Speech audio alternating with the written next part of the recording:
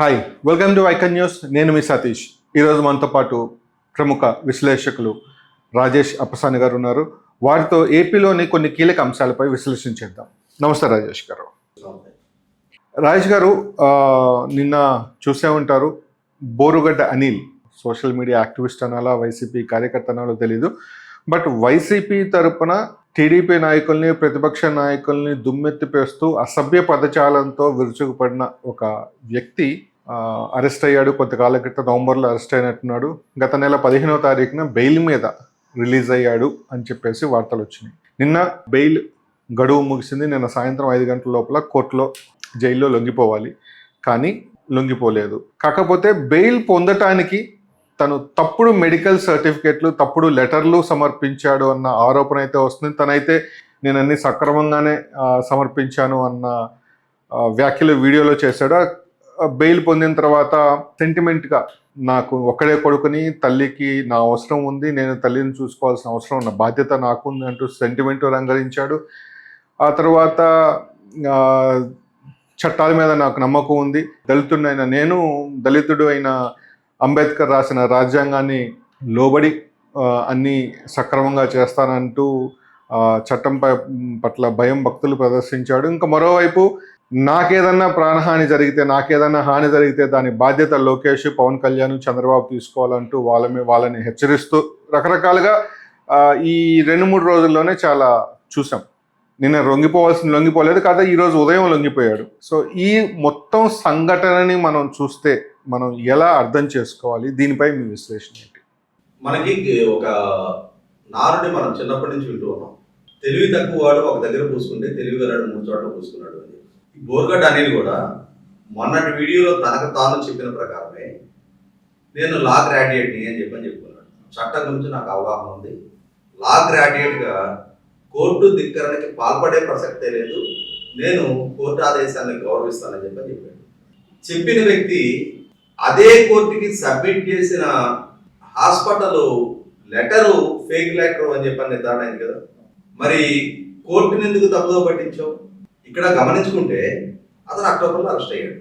ఫిబ్రవరి నెలలో తన తల్లి అనారోగ్యం రీత్యా అతను స్ట్రైట్ అవే కోర్టుని అప్రోచ్ అయ్యి బెయిల్ తీసుకోవచ్చు, దాంట్లో తప్పేం లేదు. స్ట్రైట్ అవే ఇట్లా తల్లికి అనారోగ్య కారణాలని సాగ్గా చూపిస్తూ బెయిల్ని తీసుకోవచ్చు, అదే తీసుకున్నావు. అయితే ఇక్కడ జరిగింది ఏంటి? ఇతను 28వ తారీఖు రోజు బెయిల్ గడువు పూర్తయ్యి రాజమండ్రి సెంట్రల్ జైల్లో సరెండర్ అయ్యే నాటికే వాళ్ళ తల్లి హాస్పిటల్ నుంచి డిశ్చార్జ్ అయిపోయింది. ఫిబ్రవరి 23వ తారీఖే ఆమె డిశ్చార్జ్ అయ్యారు. మరి డిశ్చార్జ్ అయిన తర్వాత నేను చెన్నై హాస్పిటల్లో నా తల్లి ఆరోగ్యరీత్యా తను అడ్మిట్ కావాల్సి ఉంది కాబట్టి, నేను ఒక్కడనే కొడుకును కాబట్టి నాకు బెయిల్ ఎక్స్టెండ్ చేయండి అని చెప్పని మరొకసారి కోర్టుని ఎందుకు అప్రోచ్ అయ్యావు? నా తల్లి హాస్పిటల్ నుంచి డిశ్చార్జ్ అయింది, పోస్ట్ ఆపరేటివ్ కూడా నేనే దగ్గరుండి చూసుకోవాల్సిన అవసరం ఉంది అని చెప్పని ఫెయిర్గా ఉన్న కారణాలనే కోర్టుకు చెప్పొచ్చు కదా. ఎందుకు కోర్టుని మిస్లీడ్ చేసే సమాచారంతో మరొకసారి బెయిల్ తీసుకున్నావు 11వ తారీఖు వరకు? ఇక్కడ ఎప్పుడైతే గుంటూరు లలితా హాస్పిటల్ వాళ్ళు ఆమెకి ఉన్నత వైద్య అందించాల్సిన రీత్యా చెన్నై హాస్పిటల్కి రిఫర్ చేశారు అని చెప్పని ఒక లెటరు కోర్టుకు సబ్మిట్ చేశారు. అయితే ఇక్కడ గమనించుకోవాల్సింది ఏంటి అంటే, లలితా హాస్పిటల్ వాళ్ళు ఆ లెటర్ మేము ఇవ్వలేదు అని చెప్తున్నారు. అంటే నువ్వు ఫేక్ లెటర్ ప్రొడ్యూస్ చేసావు అనేది నిర్ధారణ అవుతా ఉంది. ఫేక్ లెటర్ ప్రొడ్యూస్ చేసి న్యాయస్థానాన్ని తప్పుదో పట్టించి, ఇంకా నేను లా గ్రాడ్యుయేట్ని, నాకు న్యాయస్థానాలంటే గౌరవం ఉంది, చట్టం అంటే మర్యాద ఉంది అని చెప్పని నీకు నువ్వు ఒక లా అబైడెడ్ సిటిజన్గా చెప్పుకునే ప్రయత్నం చేస్తున్నావు. మరి అంత లా అబైడెడ్ సిటిజన్ అయితే మరి గత 5 సంవత్సరాలు నీ వ్యవహార శైలి ఏంటి? నువ్వు జగన్మోహన్ రెడ్డి గారి రాజకీయ ప్రత్యర్థుల్ని రాజకీయంగా విమర్శ చేయి, కానీ వ్యక్తిగతంగా దూషించే హక్కు నీకెవరిచ్చారు? ఏ చట్టం, ఏ రాజ్యాంగం నీకు హక్కు కల్పించింది? జగన్మోహన్ రెడ్డి గారికి అంతటి వీరాభిమానిని, నా తండ్రితో సమానం అని చెప్తున్నావు కదా. మరి అదే జగన్మోహన్ రెడ్డి గారిని విమర్శ చేస్తే ఎక్కడ లేని పౌరుషం నీకెందుకు వచ్చేది? అంటే నువ్వైతే ఎవరినైనా దూషించవచ్చు, ఎవరినైనా విమర్శించవచ్చు, కాల్చేస్తానని చెప్పొచ్చు, చంపేస్తానని చెప్పొచ్చు, కుటుంబాల్లో మహిళల్ని కించపరచవచ్చు. కానీ జగన్మోహన్ రెడ్డి గారిని మాత్రం రాష్ట్ర ముఖ్యమంత్రి హోదాలో ఉన్న ఆయన కాబట్టి ఆయన పాలనలో ఉన్న తప్పుల గురించి ఎవరన్నా ప్రస్తావిస్తే, ఆయన ఎవరైనా విమర్శ చేస్తే మాత్రం ఆయనకన్నా ముందు నీకెక్కువ రోషం పొడుచుకొచ్చేది. సాక్షాత్తు నెల్లూరు రూరల్ ఎమ్మెల్యే కోటమిరెడ్డి శ్రీధర్ రెడ్డి గారు ఆయన జగన్మోహన్ రెడ్డి గారితో విభేదించి ప్రెస్ మీట్ పెట్టారు అని చెప్పని నువ్వు ఆయనకి ఫోన్ చేసి ఆయన్ని బెదిరిస్తావా? బండికి కట్టుకొని లాక్కెళ్తానని చెప్పని ఒక ఎమ్మెల్యేని బెదిరిస్తావా? నీకు ఆ స్థాయి ఉందా? ఎమ్మెల్యేని బండి కట్టుకొని లాక్కెళ్తావా నువ్వు? ఇక్కడ ఇంకా కోటమిరెడ్డి శ్రీధర్ రెడ్డి గారు ఆ రోజు కేసు నమోదు చేయలే. ఇంకొక అంశం కూడా ఉంది. ఇతను జగన్మోహన్ రెడ్డి గారి పాలనా హయాంలో పొన్నూరు నియోజకవర్గం చేబ్రోలు మండల తెలుగుదేశం పార్టీ అధ్యక్షుడు అప్పటికి ననపనేని కోటేశ్వరరావు.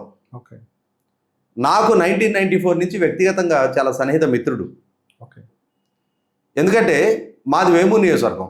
2009లో నియోజకవర్గాల పునర్వ్యవస్థీకరణ జరిగే నాటికి చేబ్రోలు మండలం కూడా మా వేమూరు నియోజకవర్గ పరిధిలో ఉండేది. తను మంచి వాగ్దాటి కలిగిన యువ నాయకుడు. ఆ రోజుల్లో తనని జగన్మోహన్ రెడ్డి గారిని విమర్శించాడు అనే కారణంతో కులం పేరిట వ్యక్తిగతంగా ఎంత బెదిరింపులకు పాల్పడ్డాడో, ఎంత దూషించాడు అనేది మనం అందరం కూడా సోషల్ మీడియాలో వీడియోలు పోస్ట్ అయినప్పుడు చూసాం. మనం ననపనేని కోటేశ్వరరావు ఎంత సంజాషి ఇస్తున్నా కూడా నీ ఇంటికి వచ్చి కొడతానరా, అది చేస్తానరా, ఇది చేస్తానరా అని చెప్పని చాలా జుగుత్సాకరమైన పదజాలంతో దూషించాడు. మరి దూషించావు, ననపనేని కోటేశ్వరరావు హార్ట్అటాక్తో చనిపోయాడు. వాస్తవంగా అయితే ఇతని బెదిరింపుల పర్యవసానమే అతనికి హార్ట్అటాక్ రావడం కారణం. హత్య కేసు నమోదు చేయాలి ఇతని మీద. కోటమిరెడ్డి శ్రీధర్ రెడ్డి గారిని బెదిరించినందుకు కూడా ఆ రోజు ఆయన దయదలిచి వదిలేశారు. ఈ విధమైన అకృత్యాలకు పాల్పడ్డ నేపథ్యంలో 100కి 100 పాళ్ళు ఇంకా చాలా తీవ్రమైన చర్యలకు ఇతర బాధ్యులు. ఇవాళ చాలా సహజ ప్రక్రియగా రావాల్సిన బెయిల్ని అనవసరపు అతి తెలివితోటి, అంటే వీళ్ళకి తెలిసింది నేర ప్రవృత్తే. ఆ నేర ప్రవృత్తి దృష్ట్యానే తన తల్లి ఆరోగ్య కారణంగా తనకి బెయిలు ఎక్స్టెండ్ అవడానికి ఆస్కారం ఉన్నా కూడా కోర్టుని డిసీవ్ చేసే ప్రయత్నం, తప్పుడు ఇక్కడ ఫోర్జరీ డాక్యుమెంట్లు సృష్టించడం, న్యాయస్థానానికి తప్పుడు సమాచారం ఇవ్వడమే కాకుండా న్యాయస్థానం కండిషన్ బెయిల్ ఇతనికి ఇచ్చింది. తన తల్లి ఆరోగ్యాన్ని కాపాడుకోవటం కోసం, సేవలు చేయటం కోసం బెయిల్ ఇచ్చింది. నువ్వు వీడియోలు చేసి రాజకీయ విమర్శలు చేసావు. మళ్ళీ అది కూడా బెయిల్ కండిషన్ వైలేషనే. అదే సందర్భంలో నిన్న సాయంత్రం 5 గంటలలోపు నువ్వు జైలుకి సరెండర్ కావాలి. సరెండర్ కాకుండా నీ తల్లితోటి సర్జరీ అయ్యున్నామతోటి ఇంకొక వీడియో చేయించి, ఆ తల్లి కూడా గుర్తుంచుకోవాల్సింది ఏంటి అంటే, గతంలో సుమన్ టీవీ వాళ్ళతోటి ఇతను ఇంటర్వ్యూ జరుగుతూ ఉన్నప్పుడు ఆ సుమన్ టీవీ లైవ్లో ఆ విలేకరు అడిగాడు, మీ ఇంట్లో వాళ్ళు నీ వ్యవహార శైలి పట్ల ఆక్షేపణ ఉండదా అని అంటే, మా అమ్మతోటే లైవ్లో మాట్లాడు అని చెప్పని లైవ్లో కాల్ చేశాడు. అది మొత్తం రికార్డెడ్ ఎవిడెన్స్ ఉంది ఇప్పటికీ. ఆమె, మేము కన్నది ఒక మగోడిని, వాడి వ్యవహార శైలి పట్ల మేము గర్వపడుతున్నాం అంటే, పచ్చి బూతులు తిట్టడాన్ని, జగన్మోహన్ రెడ్డి గారు అనుమతిస్తే చంద్రబాబు నాయుడు గారిని, లోకేష్ని చంపేస్తానన్నదాన్ని, పవన్ కళ్యాణ్ గారు కుమార్తెను దూషించిన దాన్ని, 5 ఆడబిడ్డలను కన్న తల్లిగా ఆమె ఆ రోజు వీడు ఒక మొగాడని చెప్పని మాట్లాడింది. ఇవాళ ఆమె అనారోగ్యాన్ని కారణంగా చూపించి ఇవాళ దయదలిచి నా కొడుకును వదిలిపెట్టండి అని చెప్పని ఆమె వీడియోలు చేస్తుంది. మొగాడిని కదా కందయి, ఇవాళ ఎందుకు ప్రాధేయపడుతున్నారు అంటే, సమస్య మీ ఇంటి దాకా వస్తే చట్టం ఏంటి అనేది మీకు పరిచయం అయితే ఇప్పుడు వినయం, విధేయత ఇప్పుడు నేర్చుకున్నారా? కాబట్టి ఇవాళ బోరుగడ్డ అనిలైనా ఇంకొకరైనా ఇదే విధమైన బరితెగింపు ప్రవర్తించాలనుకున్న వాళ్ళు ఇంకెవరైనా సరే అన్ని రోజులు మీవి కాదు. ఈ రాష్ట్రం, ముఖ్యంగా గుంటూరు నుంచి, నేను అదే గుంటూరు వాడిది కాబట్టి చెప్తున్నా, ఈ విధమైన రౌడీ పోకడ పోయిన వాళ్ళని చాలా మందిని గుంటూరు చూసింది.